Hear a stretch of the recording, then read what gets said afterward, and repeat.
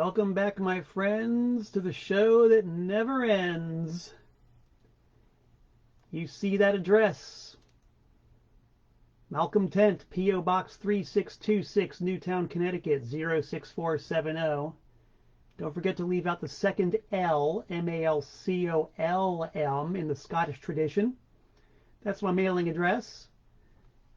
And this is me, Malcolm Tent, coming at you live, baby. Live on the wonderful Facebook. Maybe you're watching this on my YouTube channel somewhere in the indeterminate future where I'm not live. I'm pre-recorded. This is the 21st century after all, and we can do things like that. We can be virtual. We can virtually be. But right here, right now, at this very moment, I am indeed live. And saying salutations to my main man, Matt.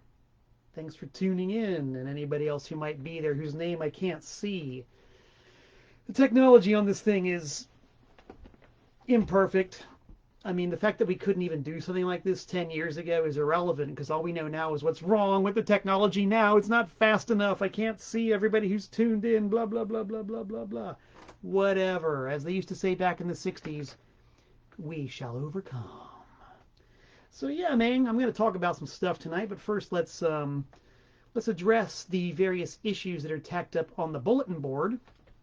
First of all, of course, you know, we do have my address. I love it when people mail things to me, and I love when I get a chance to mail things back to people. And let's see, Sean Fairweather, the artist formerly known as Bucky, just invented a new term, lumbersexual. Look at that. The shirt brings out my inner lumberjackness. Yeah. Julie from the Sawtells says that if I put on my specs, I will be able to read the fine print. Nope, now I can't see anything. Never mind. Kind of a slow mail week this week, which is fine, because it's enabled me to do lots of other things other than just sit there and open packages and go, ooh, ah. I did get one thing. I actually mail ordered this.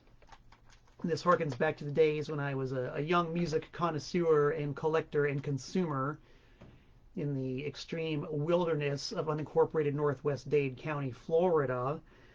And a lot of the times, if I wanted to get something good on record, I had to mail order it, because the local record store, which wasn't even that local, only had a very limited selection of stuff that I was getting interested in, which is punk rock and new wave. So I'd read Trouser Press and Cream Magazine and Rock Scene and whatever other magazine I could get my hands on, and I would send away for mail order catalogs all the time. And I would devour those mail order catalogs. I'd read them from start to finish, from cover to cover. I'd read about the 45 different Vandergraaf Generator albums that were available from one importer in California. I didn't know who Vandergraaf Generator was, and if I did, I'd hate what they sounded like anyway. But it was something to read. It was intriguing. It was cool. So now with the new normal fully in place, I've gotten back into mail ordering occasionally. And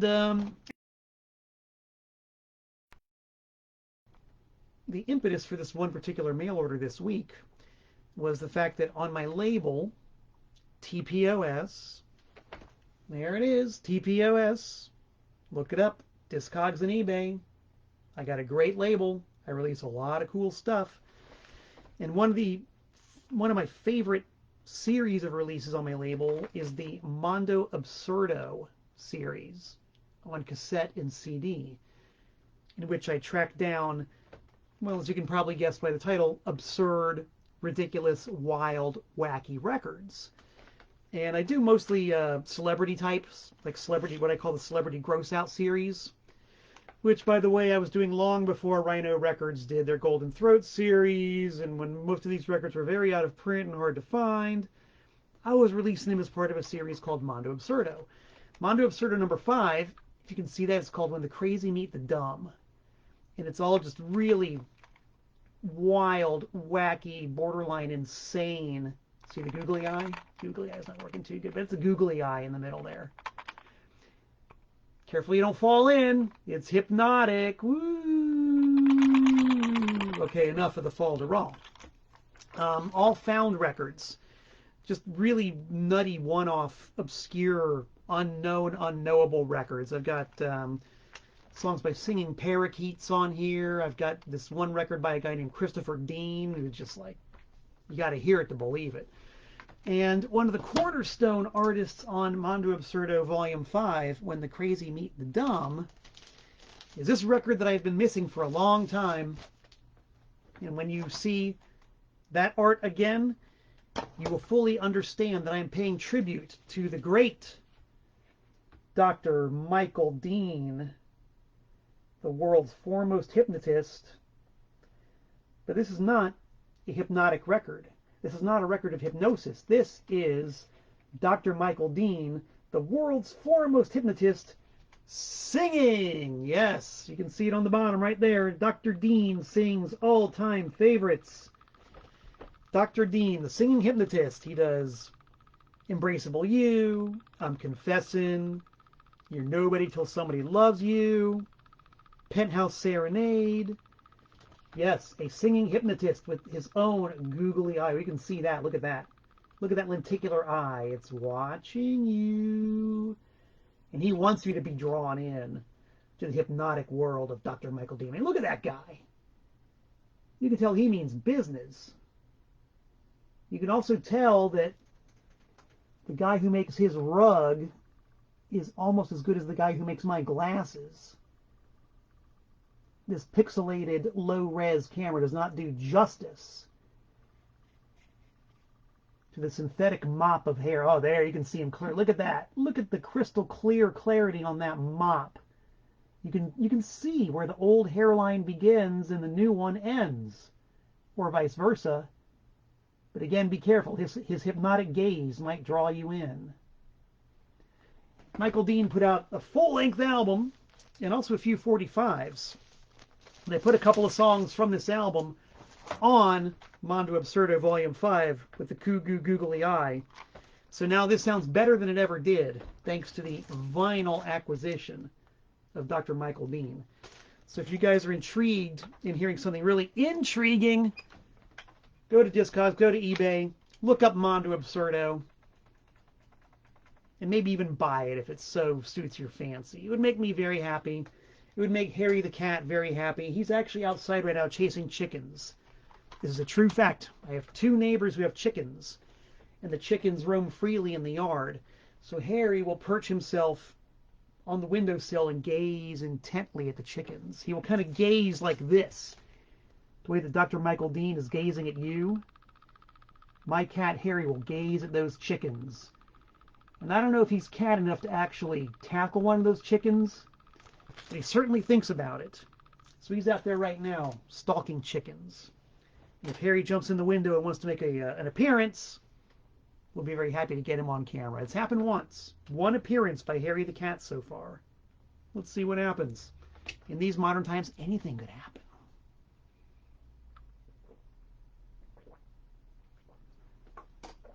All right. Going to scroll over real quick, see who's in the house right now. Oh, yeah, we got the dialogue going. Hello, Stefan from New Zealand, Larry from Connecticut, Dorian. Glad to see you guys. We're going to talk right now about Malcolm Tent's Celebrity Encounters. Woo! First of all, a disclaimer. See that guy right there, Dr. Michael Dean, with the googly eye? Never met him.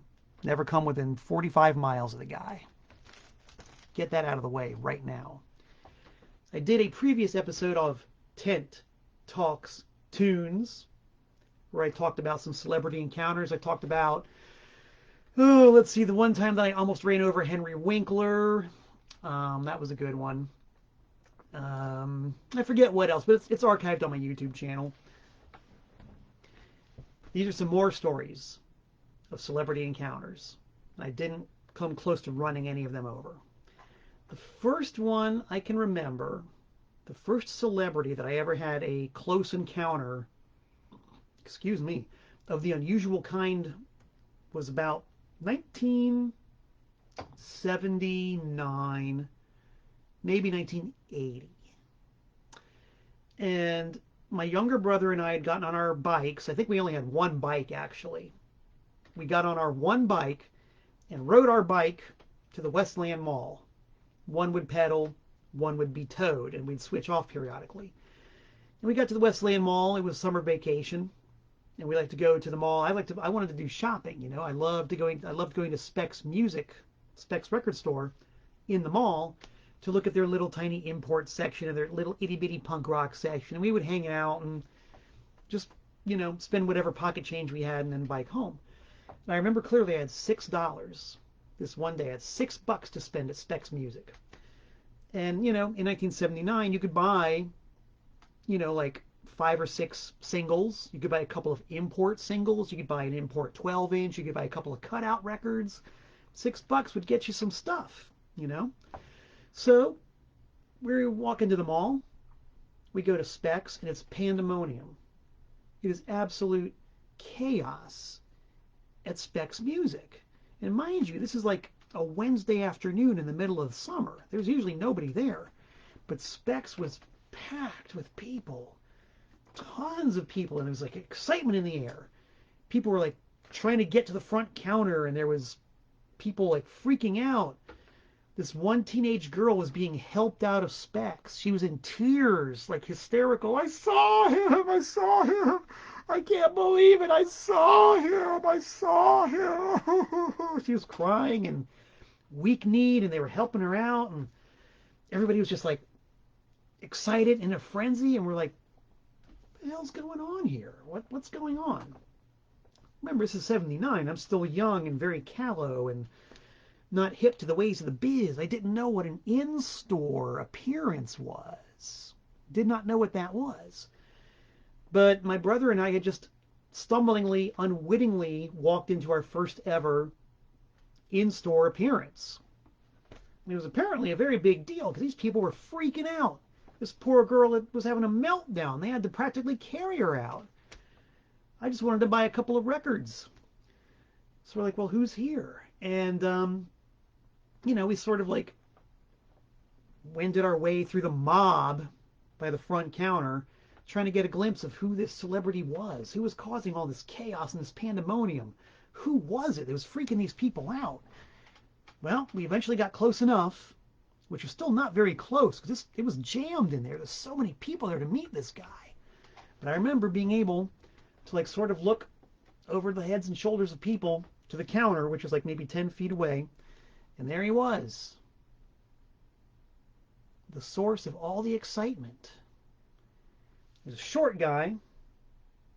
He's wearing a leather pork pie hat, and he looked completely bedraggled. He looked like he had just been beaten up. He looked like he was just nerve-wracked. All of his courage shot to hell, like he was being closed in on. Like, what the hell is happening here? And all the people going, me, me, me. Chuck Mangione.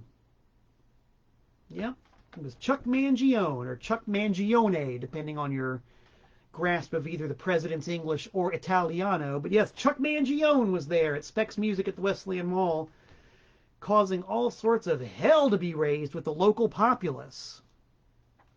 I was kind of bummed because, as I said, I just wanted to buy a couple of records. I thought that the song Feels So Good was terrible. It was a big radio hit that summer. Didn't like it. I didn't give a good goddamn about Chuck Mangione, and it looked like he wanted to be anywhere but there. So we attempted to shop. It was impossible.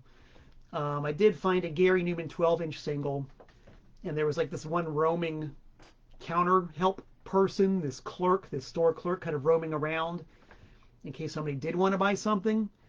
And wouldn't you know it, the Gary Newman record was $6 even. He took my $6, I took the record, and I left Chuck Mangione way behind, baby, which is where he's remained ever since, until today, when I told you about my first ever celebrity encounter. I will drink to that.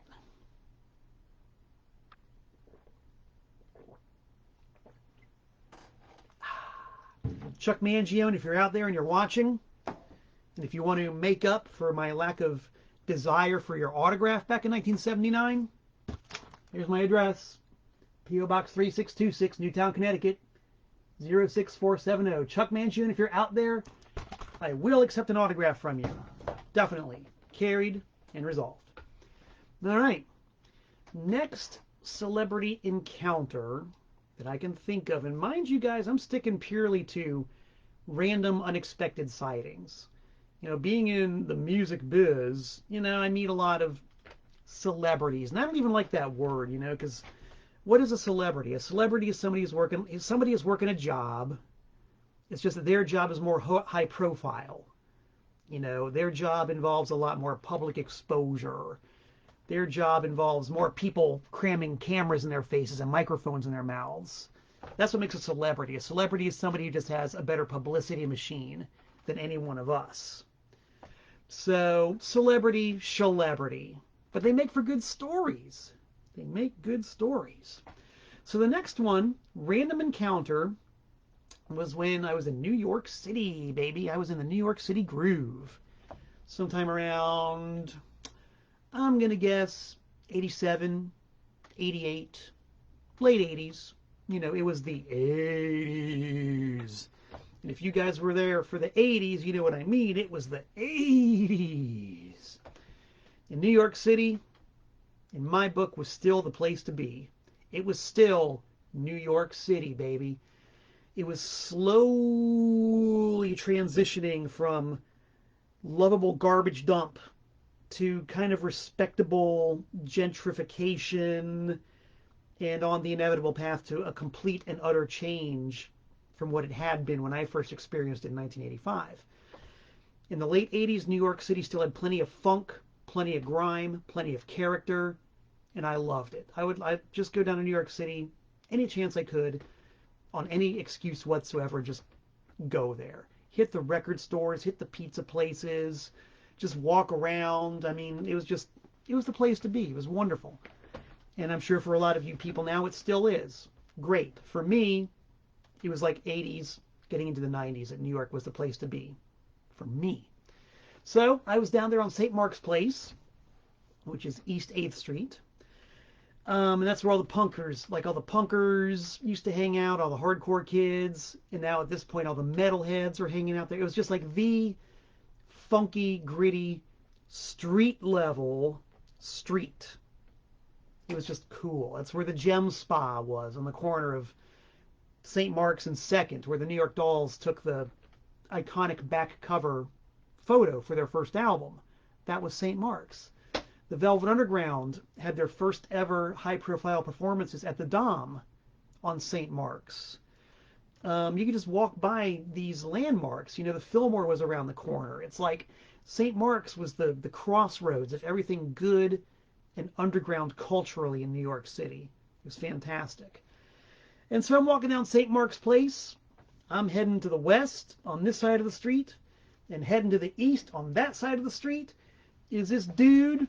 He is just strutting his stuff, man. He is styling and profiling, prouder than a peacock and louder than bombs.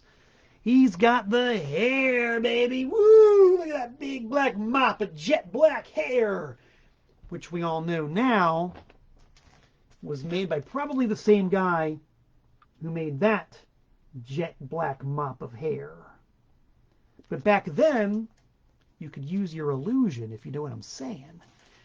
He had his neon, might have been green, neon pink, whatever, neon something shirt, opened down to the belly button with his chest hair hanging out, skin-tight white pants and knee-high boots with feathers on them, just walking down the street, baby, heading east on St. Mark's Place and feeling good. Paul Stanley. That's pretty cool. It's Paul Stanley. And, you know, New York, this is going to be a factor in some of the other stories I'm going to tell you. New York is like one of the least starstruck cities on earth. LA is the same way. I'm told London is the same way. It's like, whatever. City's chock full of celebrities. It's also chock full of regular people who are trying to get from here to there and don't want celebrities getting in their way. So it's not a big deal. Nobody's really starstruck. So Paul Stanley can strut like a bantam rooster down St. Mark's without being hassled or anything. And that's just kind of the way it was. I mean, it was really wild because I'm still a Florida boy at heart. And I had all my Kiss records when I was a kid. I've still got them, as a matter of fact. And that's Paul Stanley, just walking down the street, like literally looking larger than life. And it was just such a sight that I wasn't going to interrupt him. Nobody was. Just let him do his thing. Hey, there he is. Check it out, gang. Did I not predict this was going to happen? Harry the cat. Harry, get over here. Harry the cat is done chasing chickens and is now making a rare public appearance here on Tent Talks Tunes. Hello, Harry. Look at that. I've been talking about Harry for a long time now, and it's a very, very rare occasion that we actually get to have Harry on camera. Look at the camera. Be cute. Oh, you're adorable. We love you, Harry. How are the chickens out there, boy? Chickens doing all right? Did you get yourself a meal on the hoof? Did you flag down one of them birds? You gonna sit here? What are you doing? What are you doing? I got people watching. They want to know what's happening. Harry, are you with us or not? Harry is easily distractible, as am I, as maybe you guys are. Harry, you're wonderful, but I'm trying to tell a story here. May I? All right, Harry's going to settle in for a minute. That's the top of his head right there. Harry is going to listen to the story, well, actually the end of the story of Paul Stanley. Just doing his thing, looking good, feeling good, and I felt like I looked good and like I felt good just by being across the street from him. Oh, come on, dude. All right, Harry, I love you, but I got to lose you. Go, shoot, scram. Go eat something outside. Go. Yeah, there you go. He's sitting in a box now. My story about Paul Stanley was derailed by a cute kitty. Anyway, that was Paul Stanley. He looked good. I looked good. He felt good. I felt good. That's cool.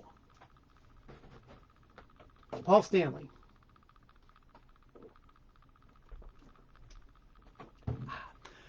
Also in New York City, on St. Mark's Place, I had a close encounter with a Ramone. That's right, a Ramone. From Kiss to the Ramones. Only in New York City, kids. This one was actually kind of business related. In fact, it was all business related. My band, stand corrected. My former band, the Bunny Brains, were opening for the almighty Hawkwind at a venue called Coney Island High, which is on St. Mark's Place in New York City. And that's a pretty good gig. I love Hawkwind, one of my favorites. I freely admit to stealing lots of influence from them in my style of bass playing. Very, very rooted in Hawkwind. Excuse me, along with Flipper and Joy Division and The Fall. Hawkwind are pretty major. So we get a chance to open for Hawkwind, and that's awesome. It's not about Hawkwind, it's about hanging out backstage before we get ready to go on. And you can just imagine the menagerie. If you don't know who Hawkwind are, you should look them up. They're kind of like the English equivalent of the Grateful Dead, sort of, but they fucking rock so hard. It was the band that Lemmy was in before he was in Motorhead. That tells you how badass Hawkwind are. But they're very rooted in like the English mystical tradition. So at the time, their bass player was a guy named Ron Tree. And Ron Tree was painted head to toe like a Pict. He was blue. He was totally painted blue. And the other members of Hawkwind are like, in their mystical garb and their space outfits and, their long hair. And it's a pretty cool scene as is. But over yonder in the corner is Joey Ramone. Turns out Joey's a big Hawkwind fan as well. And he's just hanging out talking to Hawkwind. And seeing Joey Ramone in person, not on stage, was a very strange experience. And I've heard other people say this, like in books and stories about the Ramones. He was a weird-looking dude in person. He was like a really weird-looking guy. Almost unnaturally tall. Strangely proportioned body. And of course, the posture and the hair and the glasses, I mean, it was like classic, quintessential Joey Ramone. And it was kind of the same deal. He's talking to Hawkwind. I'm not going to bother the guy. Just let him do his thing. But it was kind of like seeing Paul Stanley. The dude just had so much presence. And seeing him in the flesh as opposed to on the pages of a magazine or on an album cover, whole different thing. It really, really affected a guy like me, Malcolm Tent, your host on Tent Talks Tunes. Postscript, that was the last show I ever played with the Bunny Brains. And Hawkwind, I hate to say it, we're not that good that night. Turns out that Ron Tree, I guess he had blue paint poisoning or something because he was like sick as a dog. He was in really bad shape. So the show was kind of eh. But I got to see Joey Ramone in the flesh, and I got to say that I shared the stage with Hawkwind. That's cool. That's cool.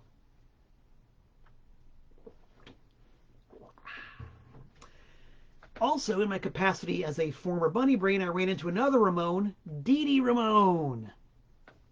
Not once, but twice. Twice ran into Dee Dee Ramone because the Bunny Brains, my former band, opened up for Dee Dee Ramone on 2 occasions, one at New York University and one at this venue called Tuxedo Junction in Danbury, Connecticut. And it's well been written about and talked about that Dee Dee was kind of a mess.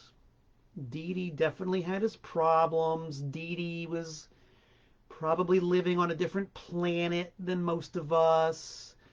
But, seeing it written about or hearing it talked about is, once again, a completely different thing from seeing it in person.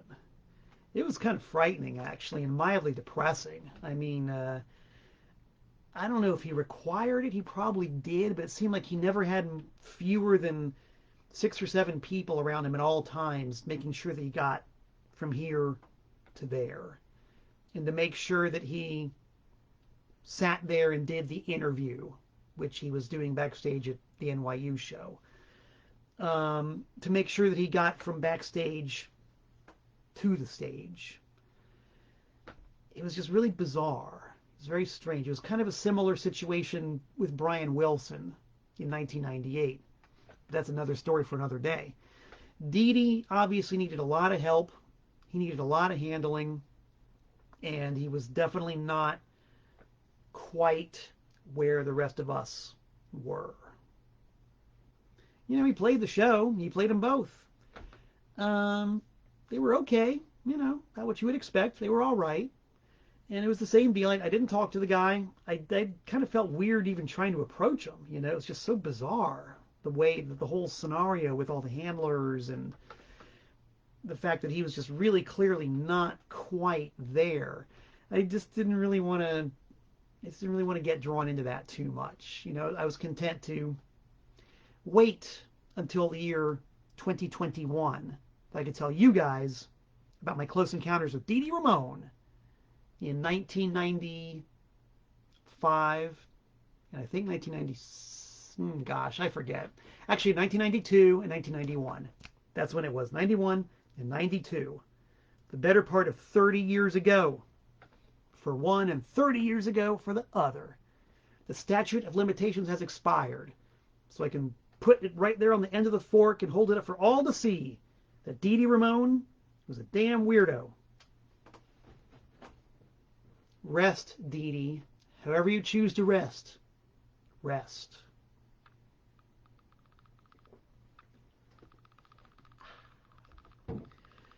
Another wonderful New York City style celebrity sighting occurred around 2003 with the band I'm in now, Ultrabunny. Ultrabunny is me and Bobby Bunny. We're the guys who formed the Bunny Brains. We each drifted away from the Bunny Brains and, as was inevitable, reconvened and formed Ultrabunny. By the way, this is our newest album, The Land of Steady Rabbits, available from me, Malcolm Tent, on Discogs and or eBay, or from me directly. This is our new album, Land of Steady Rabbits. It kicks ass. Remember what I said about Hawkwind? Imagine Hawkwind, Flipper, Joy Division, Butthole Surfers, The Fall, but all improv and noisy as hell. It's on cassette too. Ultrabunny, Land of Steady Rabbits. Now you know. So there we were. We played a show at this venue called Meow Mix. Meow Mix was a lesbian bar way down in Soho somewhere. Bob set it up. I don't know how he finagled into letting us. I mean, look at this. Look at this specimen. This is cis het all the way. Straight white male out of the womb. Why they let me set foot into Meow Mix, I don't know. But Bob, he's just a silver-tongued devil, and he's got a way with words. And so we ended up playing a really cool show at Meow Mix, this lesbian bar. It's a really good show. Lovely people. Had a great time. They even paid us, which for New York City, that's something. So we're kind of buzzing from a great show, and Bob said he knew this really cool coffee bar that he wanted to go to in the neighborhood so he could get himself, a latte or whatever, and, a muffin or something like that. Great, cool. Let's go to the coffee bar. So we go to the coffee bar, and we're hanging out. It's me and him and a couple of friends, and, I'm sipping on a cup of tea. And it's a very charming place, made out of like a reconstituted old coal storage bin or something, brick walls and that thing. And we're just hanging out, sitting at the table, looking out the window, casual, mellow.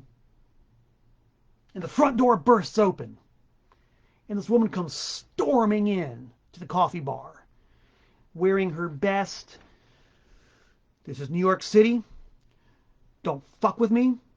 I'm on the move. Don't talk to me. Don't look at me. Fuck you.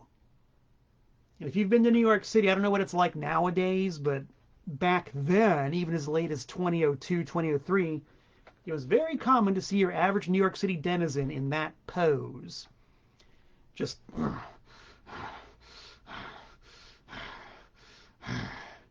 this figure who had wild black hair and kind of loose, sloppy clothing on, stormed into the coffee bar, went to the front counter, got a giant-sized cinnamon roll. I think she might have pre-ordered it because it was there. She just stormed in, grabbed it, and stormed out with her best mad dog countenance.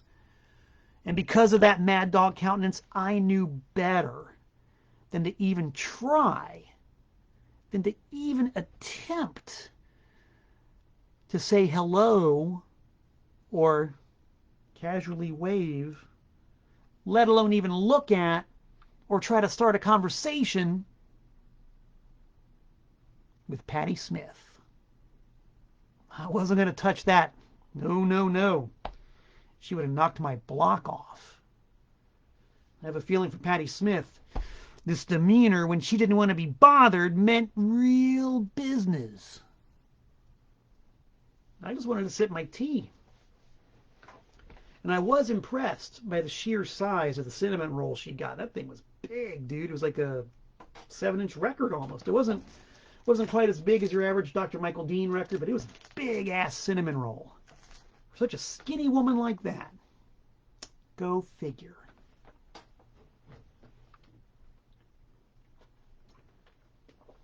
On the other side of the coin, on one of my many hangouts at CBGB, when there was a CBGB, whether it was the club or the CBGB pizza restaurant or the record canteen or whatever it is they had, I forget why I was there. It wasn't a show. There might have been like a record swap or something like that. But I remember walking through the club, and it was daytime, and sitting at the bar was Lenny Kaye. And it was just one of those things, like I said earlier, New York City is a very non-star-struck town. So Lenny Kaye can just sit there in the middle of the day at the bar at CBGB, sipping a beer or whatever, he was eating a slice of pizza, I remember that.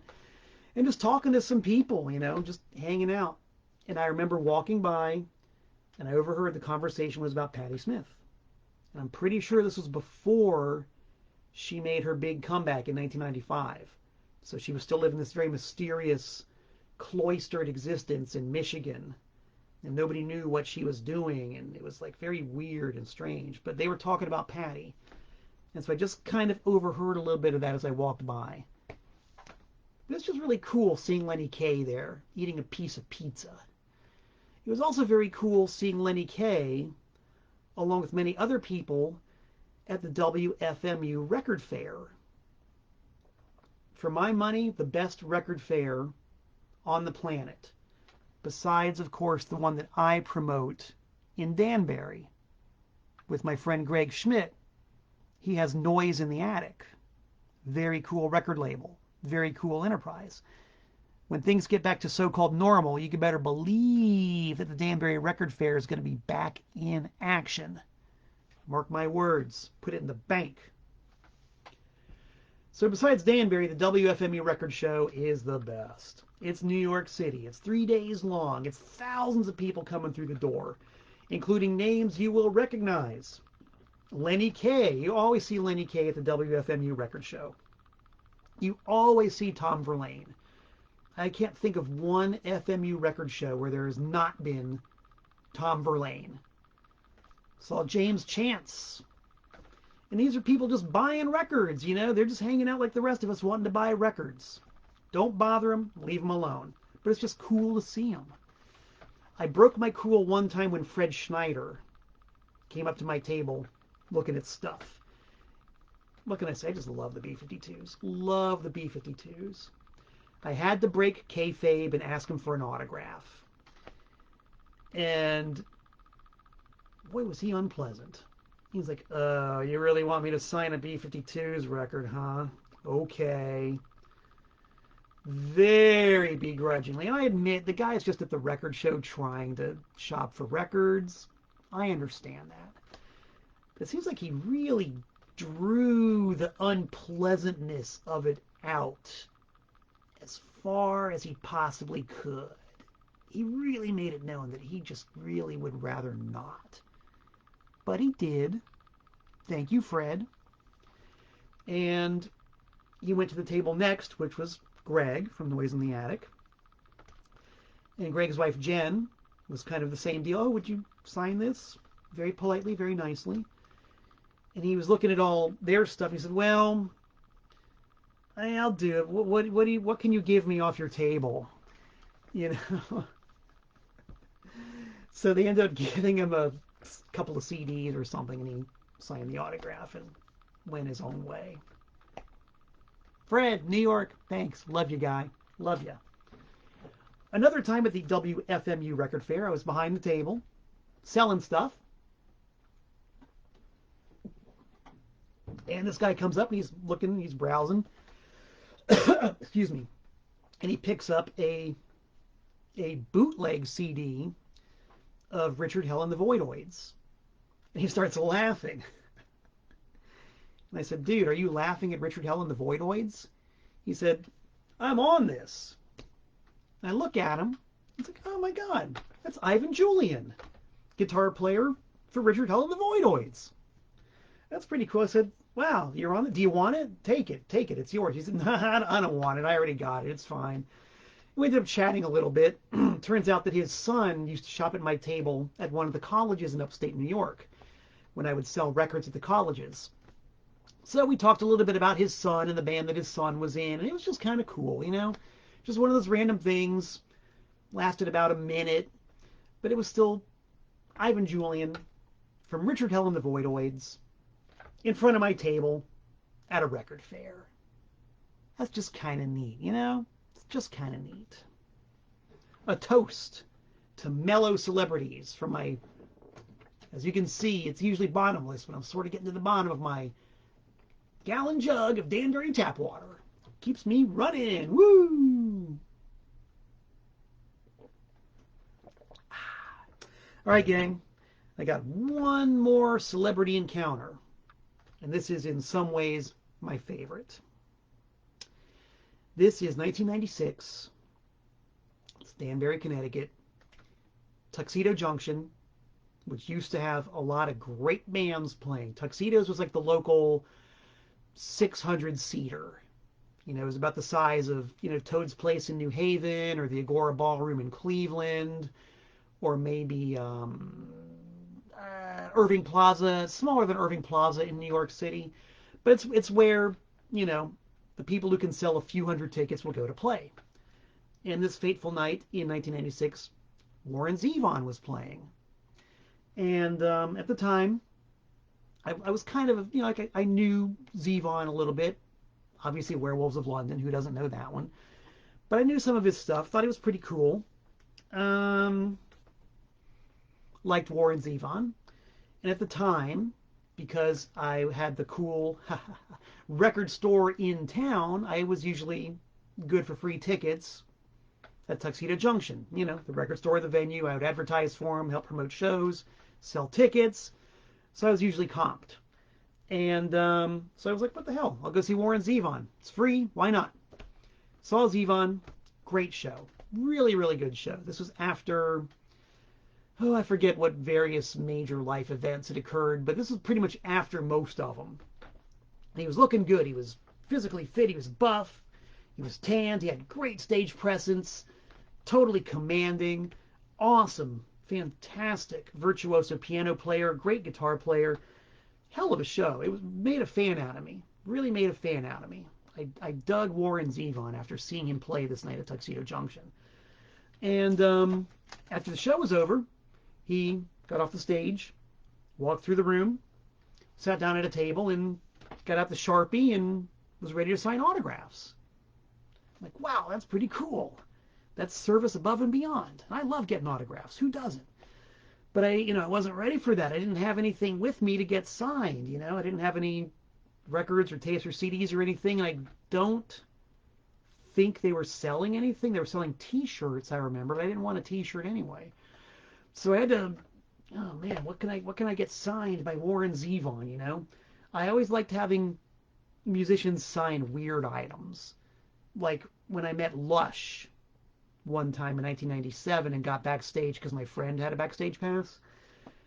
I had to run an errand around the corner to get a loaf of bread to take home. I know, bizarre, right? So I go back into the venue and I have a loaf of bread with me. I go backstage and Lush is there and they're hanging out. And I was like, will you guys sign my loaf of bread?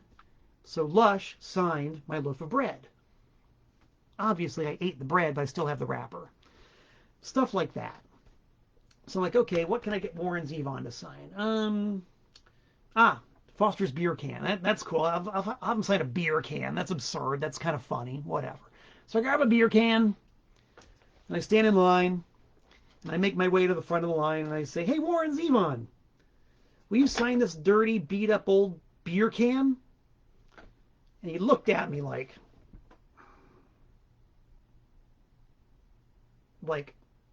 I can't even, just that, like, oh, really? Aren't you some kind of a smart ass? And I'm like, well, will you sign it? He grabbed it. He signed it. Gave it back to me with the same look. And I'm like, okay, that's kind of weird. I guess he doesn't have a sense of humor. It wasn't until later, of course, that I had, done some research and got to know a little bit about Warren Zevon to know that alcoholism damn near killed him. Didn't know that. Wasn't trying to be a smart ass. I just thought it was funny to have him sign a beer can, which he did. Warren Zevon, although he no doubt viewed me as being a complete putz, did the job. He signed this Foster's beer can. And I don't drink. I never have. I don't think I ever will. But to this day, this signed Warren Zevon beer can sits next to my turntable and stands watch over it. So if I drank this stuff, I would hoist one to the spirit of Warren Zevon for being a good sport. And maybe someday if we meet in the afterlife, I'll be able to shake his hand and say, Zevon, I'm sorry, I didn't really mean it. Honestly, I didn't mean it. But thank you for signing my can. True stories, kids. And that's about it. That's about all I got for today. I'm sure that if I plumb the depths of my memory some more, I can find some more weird celebrity encounters that I can talk about on Tent Talks Tunes. When that happens, you can be sure I will. So thanks, guys, for tuning in. Don't forget to look up Mondo Absurdo Volume 5, When the Crazy Meet the Dumb, the new upgraded version featuring a freshly ripped vinyl performance from Dr. Michael Dean, the singing hypnotist, and that weird hypnotic eye. God, I love this record. I just love this stuff. And, of course, the new Ultrabunny, Land of Steady Rabbits. If you think it looks good on your TV, it looks even better when you're holding one in person on CD and or cassette with my cheat sheet on the back. So yeah, thanks guys. I do hope to be back in about 167 hours time. So until we meet again, this is Malcontent saying so long from the Nutmeg State.